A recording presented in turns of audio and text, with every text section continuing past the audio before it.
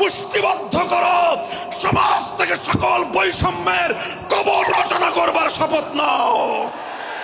হে হতাশাগ্রস্ত জাতি, আসো আল কোরআনের কাছে, আমরা তোমাদেরকে মুক্তির বার্তা শোনাই, আমরা তোমাদেরকে সান্ত্বনার বাণী শোনাবো।